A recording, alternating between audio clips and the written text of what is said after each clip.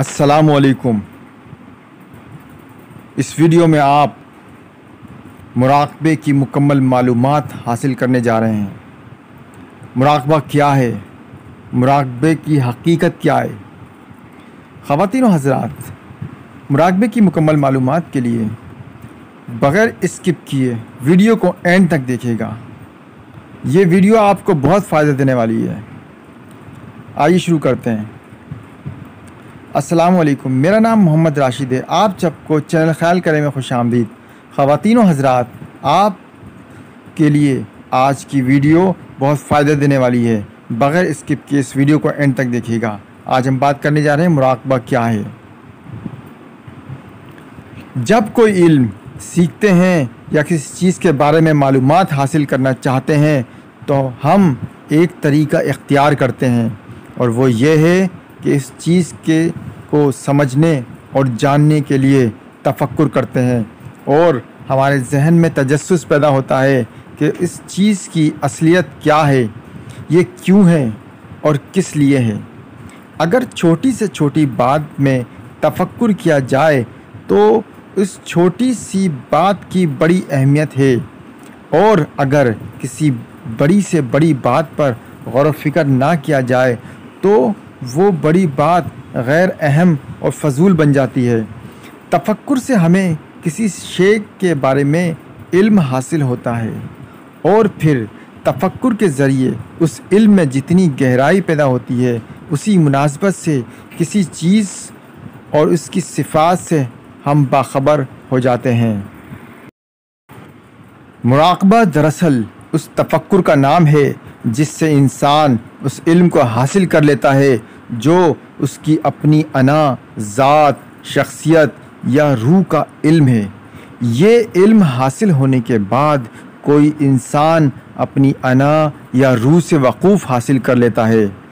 بظاہر مراقبے کا عمل یوں لگتا ہے کہ کوئی شخص آنکھیں بند کر کے اور گردن جھکا کر بیٹھا ہوا ہے، لیکن صرف آنکھیں بند کر کے اور گردن جھکا کے بیٹھنا مراقبے کے مکمل مفہوم کو پورا نہیں کرتا۔ مراقبہ دراصل ایک طرز فکر ہے جس کے ذریعے مراقبہ کرنے والا خود کو ظاہری حواس سے لا تعلق اور آزاد کر کے باطنی حواس میں سفر کرنے لگتا ہے۔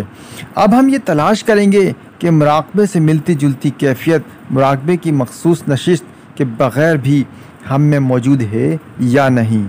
ظاہری حواس سے آزادی کی کیفیت ہماری زندگی میں ارادتاً یا غیر ارادی طور پر دونوں طرح ظاہر ہوتی ہے۔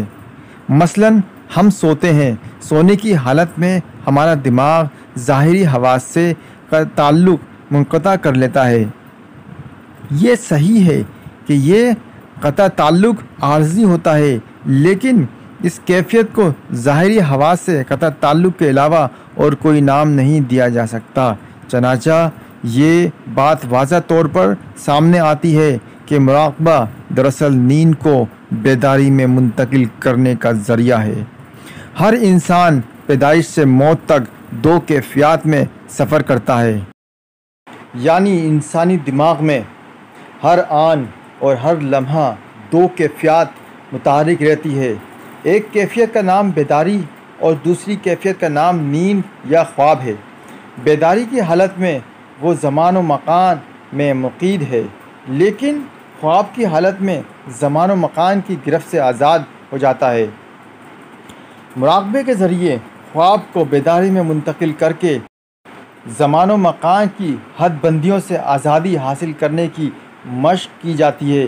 مراقبے میں کم و بیش وہ تمام حالتیں انسان کے اوپر وارد ہو جاتی ہیں جس کے نتیجے میں وہ سو جاتا ہے یا خواب دیکھتا ہے۔ یہ اعتراض کہ خواب کی حیثیت محض خیالی ہے صحیح نہیں ہے۔ تمام آسمانی کتابوں اور قرآن پاک میں خوابوں کا لامتناہی سلسلہ بیان ہوا ہے۔ قرآن شریف میں خوابوں کا ذکر واضح طور پر نشاندہی کرتا ہے کہ خواب کی دنیا زمان و مکان سے آزاد ہوتی ہے۔ جب کوئی انسان مراقبے کے ذریعے خود کو خواب کی کیفیت میں منتقل کرتا ہے تو اس پر سے زمان و مکان کی گرفت ٹوٹ جاتی ہے، اور مشق کر کے وہ خواب کی کیفیت میں اسی طرح سفر کرتا ہے جس طرح کے بیداری کی کیفیت اور واردات میں سفر کرتا ہے۔ موجودات کے قیام کے لیے ضروری ہے کہ اس کی کوئی بنیاد ہو۔ بنیاد کے بغیر کسی چیز کا قیام ممکن نہیں ہے۔ یہ کوئی ایسی بات نہیں ہے جس میں ابہام ہو اور سمجھ میں نہ آتی ہو۔ مثلاً کرسی کی پہچان کا ذریعہ اس کے 4 پیر ہیں۔ کوئی مکان اس وقت مکان ہے جب زمین کے ایک مخصوص رقبے پر بنیاد قائم کر کے ان بنیادوں پر دیواریں تعمیر کی جائیں۔ ہم کسی علم کو اس وقت سیکھ سکتے ہیں جب ہمیں اس کے فارمولے معلوم ہوں، اور یہ فارمولے ہی اس علم کی بنیاد قرار پاتے ہیں۔ اللہ تعالیٰ قرآن پاک میں ارشاد فرماتا ہے، اللہ نور السماوات والارض، یعنی اللہ آسمان اور زمین کا نور ہے۔ اس کائنات اور اس کائنات کے اندر بے شمار عالم اور کہکشانی نظام ہیں۔ اللہ تعالیٰ کی حیثیت اور حکمت کیا ہے، یہ بات اللہ تعالیٰ جانتے ہیں یا وہ مقربین جانتے ہیں جنہیں اللہ تعالیٰ نے خود بتا دیا ہے۔ اللہ تعالیٰ نے کائنات کے تخلیقی فارمولے اپنے مقربین کو کس حد تک اور کتنے بتائے ہیں، یہ بات زیر بحث نہیں ہے۔ بہرکیف ہم اتنا جانتے ہیں کہ ساری کائنات اللہ تعالیٰ نے انسان کے لیے تخلیق کی ہے، اور اس کا تذکرہ بار بار قرآن پاک میں کیا گیا ہے۔ کائنات کی بنیاد اللہ کا نور ہے۔ کائنات کے قیام کی بنیاد کے پیش نظر یہ بات لازم اور ضروری ہو گئی کہ انسان خود اور انسان کے اندر کام کرنے والی تمام صلاحیتیں ایک بنیاد اور ایک مرکز پر قائم ہوں۔ ہمارا روزمرہ کا مشاہدہ ہے کہ ہماری تمام حرکات و سکنات، توہمات، خیالات، تصورات اور احساسات گوشت پوشت کے ڈھانچے کے تابع نہیں ہے، کیونکہ جب جسم انسانی سے روح اپنا رشتہ منقطع کر لیتی ہے تو گوشت پوشت کے جسم میں کوئی حرکت واقع نہیں ہوتی۔ جب تک روح جسم کے ساتھ موجود ہے، زندگی کے تمام تقاضے اور زندگی میں کام آنے والی سب تحریکات موجود ہوتی ہیں، یعنی جسم انسانی کی بنیاد روح ہے۔ اللہ تعالیٰ کے ارشاد کے مطابق روح کے علم قلیل دیا گیا ہے، لیکن محل نظر یہ بات ہے کہ قلیل بھی تو ایک علم ہی ہے۔ واضح یہ کرنا ہے کہ لامحدود علم کے جاننے والوں نے اس کو سمجھنے کے لیے چند فارمولے بنائے ہیں، اور ان فارمولوں کے اندر رہتے ہوئے اپنے شاگردوں کو اس سے روشناس کرایا ہے۔ اگر اس پر روشنی ڈالی جائے کہ یہ علم کہاں سے شروع ہوا اور یہ فارمولے کس کس طرح ارتقاء پذیر ہوئے تو بات طویل ہو جائے گی۔ دراصل ہم بتانا یہ چاہتے ہیں کہ انسان فی الواقع وہ نہیں ہے جسے ہم انسان کہتے یا سمجھتے ہیں۔ ہم گوشت پوشت اور ہڈیوں کے پنجر کو آدمی کہتے ہیں، جبکہ یہ سب مفروضہ ہے۔ دراصل انسان وہ ہے جو اس گوشت پوشت کے جسم کی حفاظت کرتا ہے اور اسے متحرک رکھتا ہے، جس کو قرآن پاک نے روح کا نام دیا ہے۔ ہر انسان اس بات سے واقف ہے کہ اس کی زندگی کا دار و مدار گوشت پوشت کے جسم سے نہیں ہے، اور وہ زندگی میں 2 باتوں کا تجربہ ضرور کرتا ہے۔ ایک یہ کہ وہ اپنے پورے شعوری حواس میں ہے اور زندگی رواں دواں ہے۔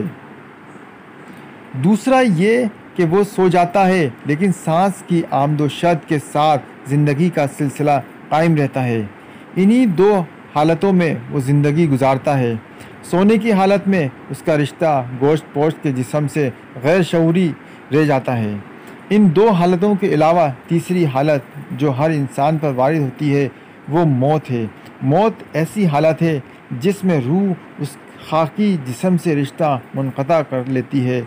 اس گفتگو کا حاصل یہ ہوا کہ انسان کے اوپر 3 حالتیں وارد ہوتی ہیں، ایک بیداری، دوسری نیند اور تیسری موت۔ بیداری اور نیند میں قدر مشترکہ یہ ہے کہ نیند میں جسم سے روح کا واسطہ براہ راست ہوتا ہے، اور بیداری میں بالواسطہ یعنی شعور کی معرفت، اور موت میں روح اس جسم سے اپنا رشتہ توڑ لیتی ہے۔ بات وہی ہے کہ زندگی کا قیام روح پر ہے اور جسمانی تقاضے جن بنیادوں پر قائم ہیں وہ روح کی تحریکات ہیں۔ روح زندگی کے تقاضے پورے کرنے کے لیے اپنا ایک میڈیم بناتی ہے۔ اس میڈیم کو ہم کروموسوم کا نام دے سکتے ہیں۔ قرآن پاک میں اللہ تعالیٰ نے فرمایا ہے کہ ہم نے اس میں اپنی روح پھونک دی، یعنی روح نے اپنے لیے ایک میڈیم بنا لیا اور اس میڈیم کو پروان چڑھا کر اسے حواس بخش دیے۔ روح دراصل اللہ تعالیٰ کا ایک جز ہے اور اس جز میں اللہ کی وہ تمام مشیت اور وہ تمام اوصاف جس کا علم اللہ نے ودیعت کرنا پسند فرمایا اس میں موجود ہے۔ یہ علم جزو کے کس طرح حاصل ہوا یہ اللہ تعالیٰ کا ایک راز ہے جس کو بیان نہیں کیا جا سکتا۔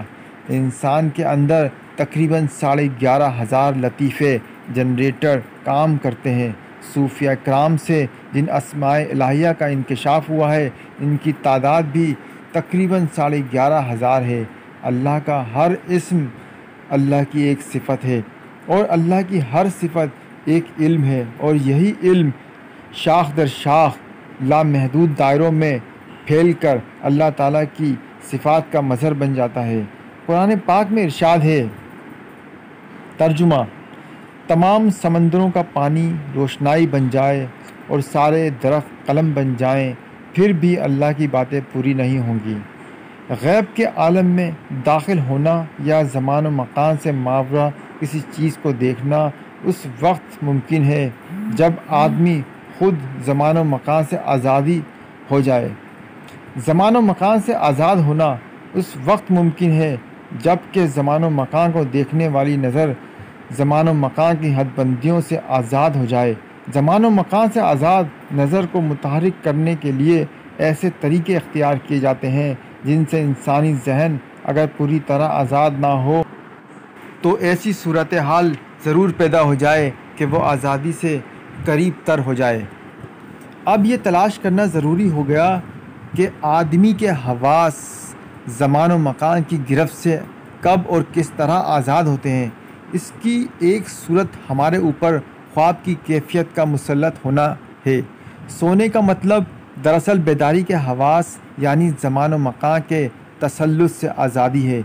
جب ہم سو جاتے ہیں تو بیداری کے حواس وہاں منتقل ہو جاتے ہیں جہاں زمان و مکان کی کیفیت تو موجود ہے لیکن فی الواقع لمحات کے وہ ٹکڑے موجود نہیں ہیں جن میں ہم لحاظ با لحاظ زندگی گزارتے ہیں۔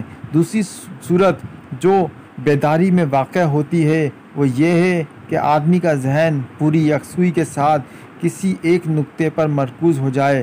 مثلاً ہم کسی کتاب کا مطالعہ کرتے ہیں اور کتاب ہمارے لیے اتنی دلچسپی رکھتی ہے کہ ہم ماحول سے بے خبر ہو جاتے ہیں تو بھی زمان و مکان کسی حد تک ہمارے ذہن سے نکل جاتے ہیں، اور جب ہم کتاب رکھ کر یہ دیکھتے ہیں کہ کئی گھنٹے گزر گئے اور وقت گزرنے کا احساس ہی نہیں ہوا تو بڑی حیرت ہوتی ہے کہ اتنا طویل وقفہ گزر گیا۔ قرآن پاک میں جہاں حضرت موسیٰ علیہ السلام کو زمان و مکان سے ماورا انکشافات یعنی تورات عطا فرمانے کا ذکر ہے، وہاں اللہ تعالیٰ فرماتے ہیں کہ ترجمہ: ہم نے موسیٰ سے 30 راتوں کا وعدہ کیا اور 40 راتوں میں اسے پورا کر دیا۔ رات اور دن کے بارے میں اللہ تعالیٰ قرآن پاک میں فرماتے ہیں، ہم داخل کرتے ہیں رات کو دن میں اور داخل کرتے ہیں دن کو رات میں۔